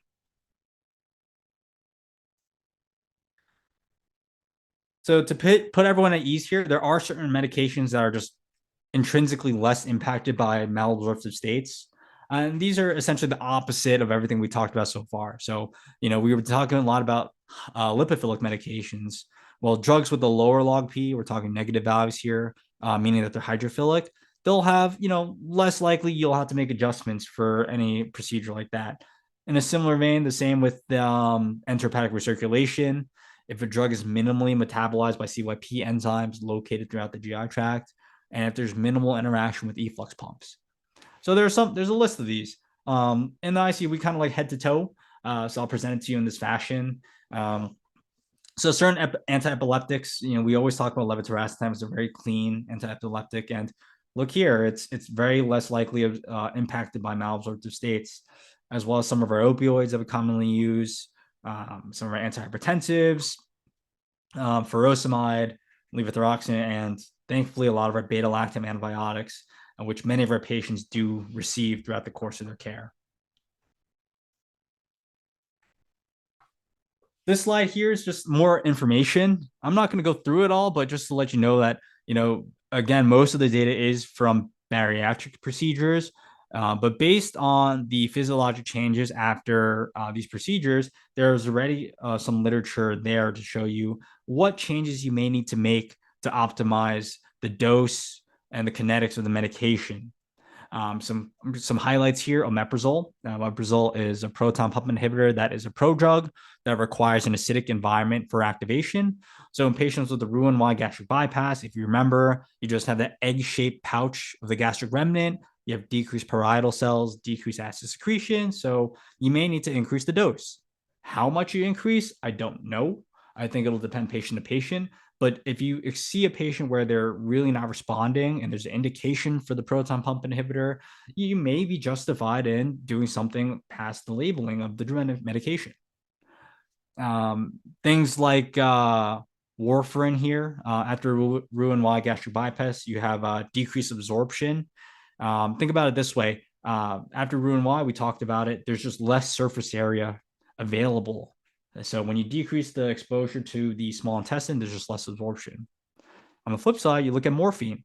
After Roux-en-Y gastric bypass, you have increased the Cmax, the maximum concentration. They have increased area under the curve, and they actually recommend a dose decrease. Why? Well, because morphine is one of those medications that is really dependent on first pass metabolism. So when you take away the surface area, when you decrease surface area, now all of a sudden less drug is diffusing across the intimal layer, across into the enterocytes, into the hepatic vein, to the liver. So now you have less metabolism, increased bioavailability. So you need to decrease the dose or just at least monitor the patient's response. So the list can go on. And my recommendation here is if you ever have patients that are not responding appropriately, and whether it's high or low, look at the drug. What are the properties of it? Try to understand the anatomy of the patient, what has changed, and maybe you could work around some solution as to how to better optimize both from an efficacy and a safety standpoint. All right. For the remainder of this talk, I'm going to talk a little bit about short bowel syndrome here. So short bowel syndrome is basically the inability to maintain nutritional, fluid, and electrolyte homeostasis. Again, I'm referencing here the length of the small bowel for perspective, because it's defined anywhere from less than 150 to less than 200 centimeters of small bowel remaining. If you consider the length of the small bowel with a total of up to 700 centimeters, that's a significant portion of resection. So when you lose small bowel, there are a couple of implications that are clinically relevant. The first, if you look at it here, we depend a lot on the ileum for bile salt absorption, B12 absorption after activation with intrinsic factor, water absorption, and similar to the pylorus, the ileum, between the ileum and the cecum, there's an ileocecal valve, which serves again as a braking mechanism to prevent large boluses from traversing across from the small bowel to the large intestine. The colon's important because we talked about it's responsible for water absorption, electrolyte absorption, and fatty acid absorption. So having the colon's beneficial, and having at least the ileal remnant containing the ileocecal valve is associated with a better prognosis. If you don't have any of these and you resect bowel to the point where you have less than 200 centimeters remaining, these are some of the complications that your patient may experience: malabsorption, dehydration, gastric acid hypersecretion, fatty acid deficiency, and small bowel bacterial overgrowth. This is a syndrome, small bowel bacterial overgrowth, in which bacteria translocate. Normally, you have bacteria in your colon. If you don't have an ileocecal valve, guess what? Those bacteria are going to migrate. They're going to go upstream, proximal, into your small bowel and cause all sorts of GI problems. So there are different phases of short bowel syndrome. Think about the acute phases right after the OR. They come out. This is the immediate phase. They have high output ostomies here, upwards of 5 liters a day coming from the output. So you can imagine the degree of dehydration and electrolyte derangements these patients will experience. Then, after a period of temporizing, the onset varies, but as early as 48 hours, you have this adaptation phase. And as this phase, it's kind of like the long battle that lasts around 1 to 2 years. This is where your body, again, very smart, will try to compensate as much as possible. You have enterocyte hyperplasia. The villi, they also get large and undergo hyperplasia, and the crypts increase in depth, all in an effort to maximize absorption with whatever is left. And lastly, you're in the maintenance phase. This is where it is what it is, based on whatever you can come up with in an adaptation phase. Your nutritional and metabolic needs are at homeostasis with whatever parenteral nutrition these patients are getting. And it's important to point out, because the degree of malnutrition and dehydration these patients have, they will likely be on some sort of parenteral nutrition, if not for lifelong, for years to come. So this is a overview of how to manage short bowel syndrome. We'll only, for the purposes of this talk, focus on certain aspects of it, and I'll give you some tidbits throughout. The first here is this oral rehydration salts. And the misteaching here is, well, our patients are putting out 5, 6, 7 liters throughout their ostomy. We need to rehydrate them. Let's give them free water. Let's, if they could take juices, sodas by mouth, let's give it to them. The trouble there is anything with a low tonicity or low osmolarity, whether it's, soda or water, it's just going to worsen diarrhea. It's going to worsen output. It's not going to help with your electrolytes. What you really need is oral rehydration salts, something with at least, 130 milliequivalents of sodium. The next thing I'm going to briefly talk about before we go into the others is antibiotics. So I mentioned here, this is really just for small intestinal bacterial overgrowth. There's really no strict guidance on when to do it. It's typically initiated when the patients tell you they need something. What I mean by that is you'll have foul smelling stool. You may have really painful bloating. So anytime those patients experience symptoms like that, you may want to consider, is this small intestinal bacterial overgrowth? Now, drug of choice is rifaximin due to minimal systemic absorption. But you can use any of these agents theoretically. Duration anywhere from 7 to 14 days per course. The important thing to note for the antibiotics, you want to rotate them to minimize the development of resistance. So going into gastric hypersecretion, when I was looking into this, I was like, this doesn't really make sense. The stomach's really far away. What's really going on here? But as I mentioned earlier, there are a lot of enzymatic reactions taking place normally in our GI tract. When you resect, you lose some of those things. In this case, you're losing gastric inhibitory peptide, and you're also losing vasoactive intestinal peptide. These are responsible for decreasing gastric acid secretion. So when you resect bowel, you're decreasing the amount of those inhibitory peptides. Now you have excess gastric acid. So what do? Not really common sense, but I would say, it makes sense. If you have excess gastric hypersecretion, give a proton pump inhibitor, and that is the first line. If patients can't tolerate it, whether it's from a side effect profile or from, thinking about the kidneys, immunosuppression, chronic vitamin malabsorption, sure, go ahead with the histamine receptor antagonist as a second line agent. For really bad cases, you can consider octreotide since it is an anti-secretagogue as a somatostatin analog. I will caution you because patients do have tachyphylaxis after prolonged use. And also, we talked about the 3 phases, the acute phase, adaptation phase, and maintenance phase. Octreotide decreases the ability for your intestines to adapt after short bowel syndrome. So I really don't like to use it, but you can short term. And lastly, I feel like clonidine in our world has a role for everything, whether it's weaning from dexmedetomidine or here for gastric acid hypersecretion. There you have alpha-2 receptors throughout your GI tract as well. And if you stimulate them through alpha-2 agonism, you can actually feed that negative feedback loop and actually decrease gastric acid secretion. A lot of the studies quote that your effects are limited based on hemodynamic tolerability. Just know that it is an option there as well. In terms of high ostomy output, this is really interesting. I mean, I'm sure a lot of us have encountered a situation in which there's diarrhea and we want to slow things down. So we give antidiarrheal agents. First and foremost, you want to rule out Clostridioides difficile first. I mean, that is your body's way of compensating for an infection. If you shut things down and slow output down, you're just making things worse. Let's say you rule out C. diff, loperamide or diphenoxylate are first line agents. I have a slide dedicated for these two, but just know that loperamide in my book is preferred because of its minimal CNS penetration there compared to diphenoxylate. Important thing here, if there's absolutely no improvement, if your patient does not respond to loperamide, you could switch to diphenoxylate. However, if there's a partial improvement, feel free to add diphenoxylate on top of the loperamide. I would only consider opioids if you do the max doses of loperamide and diphenoxylate and it doesn't work. You could either add or switch. And this is really the gray area to decide what you want to do. Codeine's there. It's a great agent. Just know that there's a lot of, again, genetic variability in terms of who can metabolize it. And there's also tincture of opium, which is basically just morphine, 10 milligrams per ml. You want to, again, when you're slowing things down, you want to monitor for signs of obstruction. Because that may be saying, hey, you kind of overdid it. As with ruling out, causes of output and diarrhea, not only is an infectious cause, but maybe iatrogenic causes. A lot of the medications we give tend to have sugar alcohols if it's in a liquid formulation.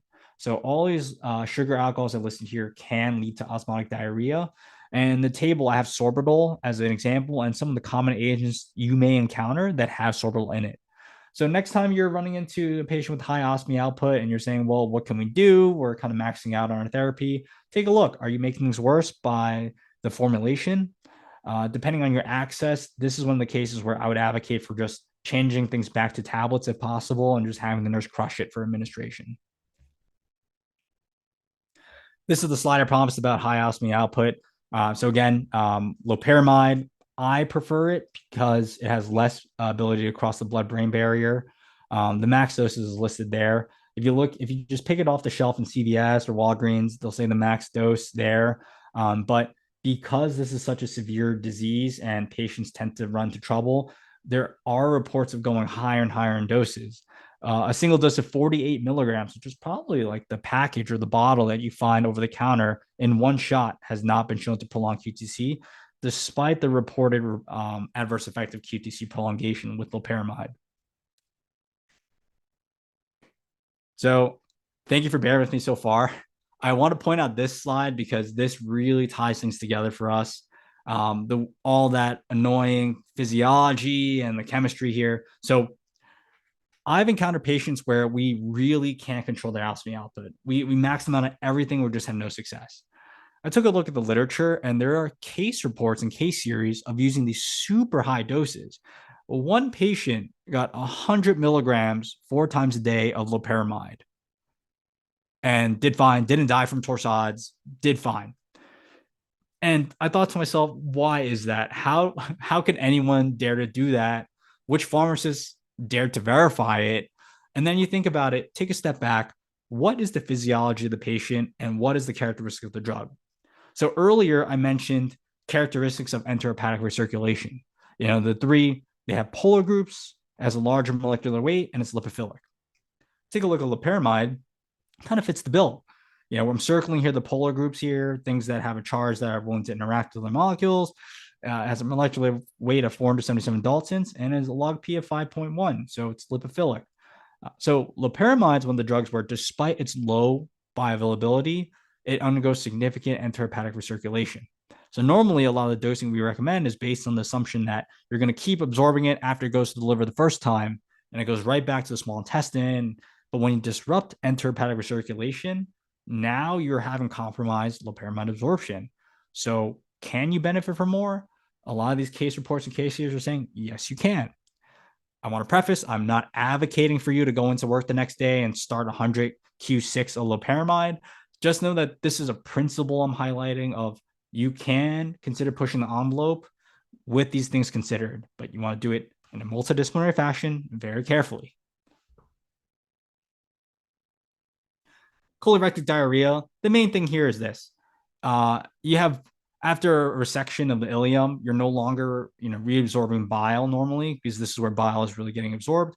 So then the bile goes in the colon. The colon then gets metabolizes bile by these bacteria, forms lithocolic acid, and it causes diarrhea, swelling accidents, bloating. It's pretty uncomfortable for patients. We do have bile acid binders available to sort of interfere this pathway, but ultimately the data is limited for using this routinely, especially when patients get extensive resections of more than 100 centimeters of ileum. Most of the benefit is only if it's like a minor resection of less than 100 centimeters. The Gila monster, this is Gattex, and I know this is different than GLP-1, but a lot of what we learned from GLP-1, I think, led to the development of GLP-2 analogs like Gattex or teduglutide here. And the principle here is it promotes crypt proliferation and inhibits enterocyte apoptosis. So you're really promoting that adaptation phase for these patients with short bowel syndrome here. A couple things to note: main side effect, GI polyps. Although in the studies, none of them were malignant, a lot of patients did develop GI polyps just based on the mechanism of action of this medication. And it is approved for short bowel syndrome for patients at least 1 year old who are dependent on IV nutritional support, aka total parenteral nutrition. This is a REMS drug because of the risk of development of GI polyps. So 1 year after treatment, they require colonoscopy, and then 3 to 5 years after, colonoscopies as well.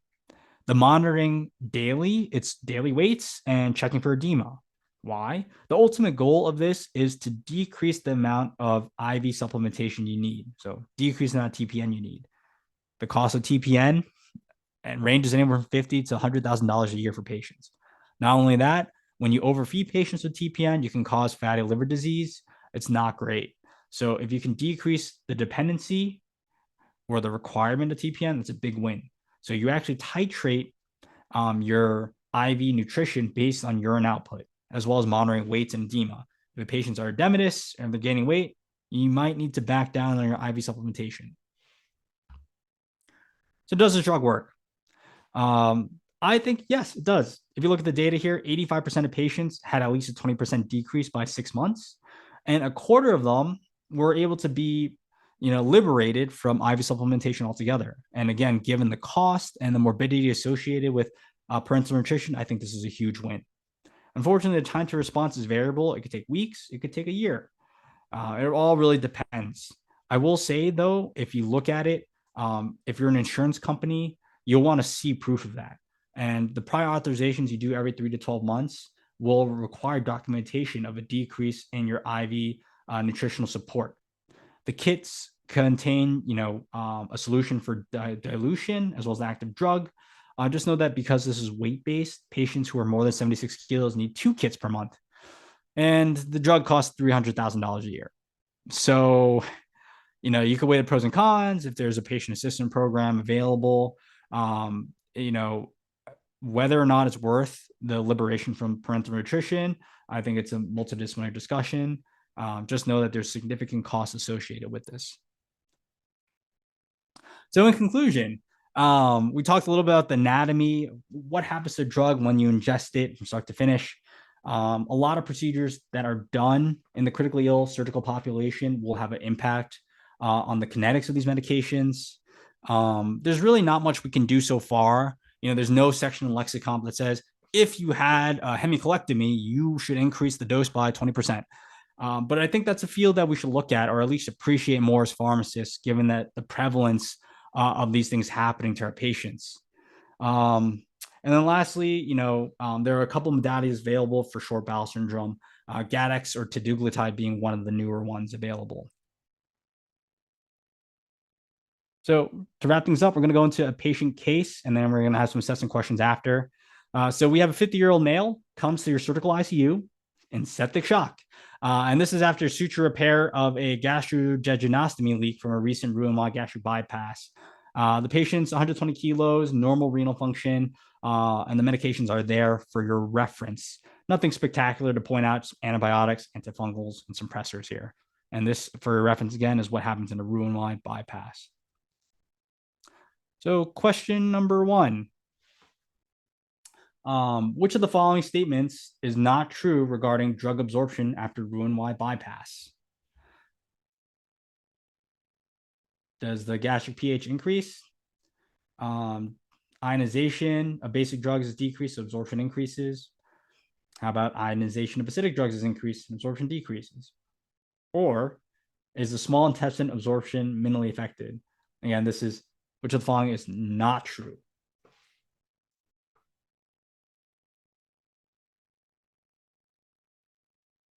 Okay, let's take a look. What do we have here?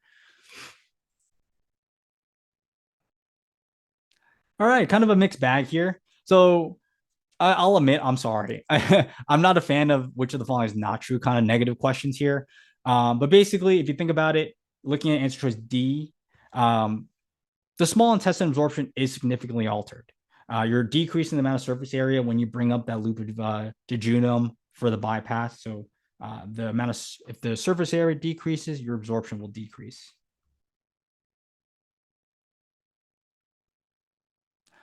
Moving on to the next question, true or false? The majority of drug absorption takes place in the jejunum and ileum.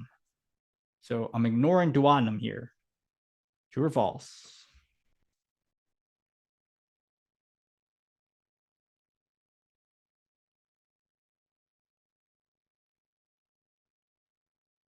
All right, let's see what our audience has. Okay, not trying to trick you guys, but I can understand why. So we mentioned the duodenum is just 25 centimeters of bowel. So if you lose it, not the end of the world, your small intestine can adapt. So jejunum and ileum are the major players here.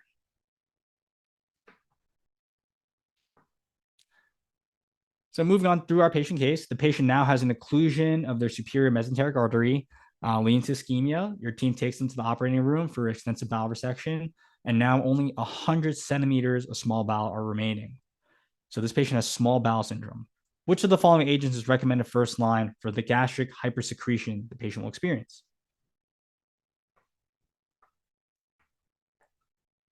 An important thing here is I'm asking first line.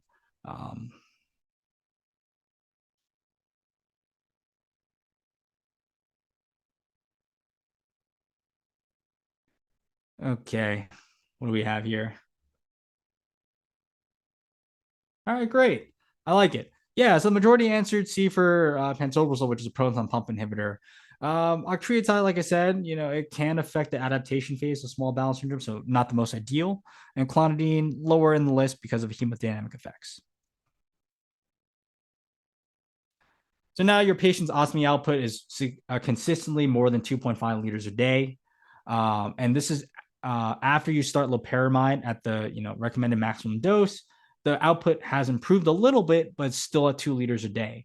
So which of the following is the most appropriate recommendation to decrease the ileostomy output even more?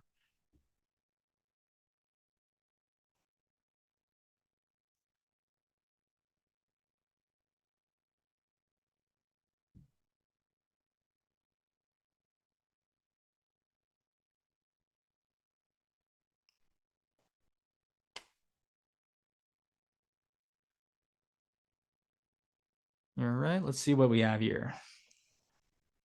Great. Yeah, the majority selected C.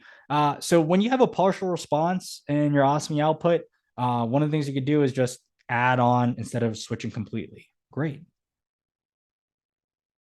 And lastly, all the following drug properties would potentially have an effect on absorption caused by altered GI anatomy, except for what?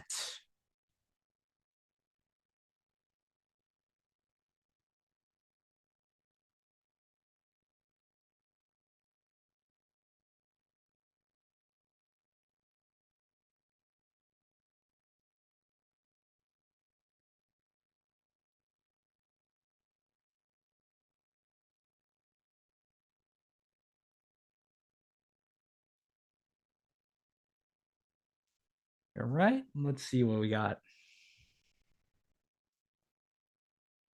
Yeah, kind of a mixed bag here. So I'll explain why the answer is A here. When you have a lipophilic medication, you really are dependent on the surface area available to diffuse across enterocytes. Whereas if you are an efflux transporter substrate, you really need to have those transporters available.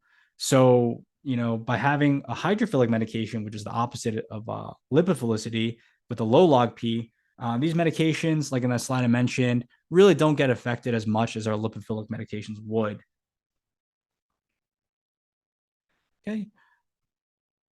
And that's it. I thank you for sticking around on this Tuesday evening. I know this was a very dense and I would argue very niche topic, but hopefully I bestowed upon the audience members here about just an appreciation for some of the implications in practice and what we can look forward to in the future. So thank you again, and be happy to answer any questions. Thank you, Dr. Lee, for that wonderful presentation. We do have a few questions here. First one is, how would a bariatric surgery affect the effectiveness of Ozempic, if at all, taken post-surgery given the weight gain over time? Yeah, that's a great question. And the first thing I would say is, what's the route of the medication? So if it's oral, then I would look specifically at, number one, is it an acid or a base? Number two, was it a routine Roux-en-Y bypass, or what was the specific procedure done?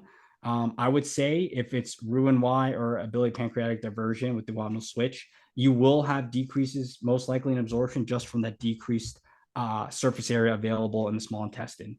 But I think, the question of does this drug have an effect? Does that drug have an effect? It's very specific, and we should all look at the physiochemical properties of the medication individually to make that determination. But to my knowledge, there's no hard, fast rule where you have like a kind of percentage required increase or decrease specifically for Ozempic. Thank you. Another question is, are there any issues with a redundant colon with pharmacodynamics or just in general for general health? I'm not so sure what I understand what redundant colon means. Whoever sent that, if you could email me on the side, I'd be happy to look into that. Yeah, I'm not sure what redundant colon is. All right. Thank you. And I have one more question. How does a Whipple procedure or bariatric procedure affect the vitamin absorption? Do the patient needs long-term vitamin replacement? Yeah. And the vitamins are interesting. A lot of vitamins. So I'll take a step back. Your fat soluble vitamins, vitamins A, D, E, and K, require some sort of emulsification for absorption. So in my mind, I see it as they need bile. And anytime you alter the availability of bile, you may have decreased absorption. I will say also, certain medications require activation in the stomach first. I'm talking specifically about vitamin B12. It requires intrinsic factor first in the stomach for subsequent absorption in the terminal ileum. Anytime you drop out the number of parietal cells available, or if you drop out the terminal ileum, you will have decreased absorption, which is why you see a lot of patients actually getting sublingual or intramuscular cyanocobalamin instead, just to compensate for that. Thank you so much. We are at the top of the hour. So thank you very much to Dr. Shah and Dr. Lee for providing tonight's webinar. Fantastic.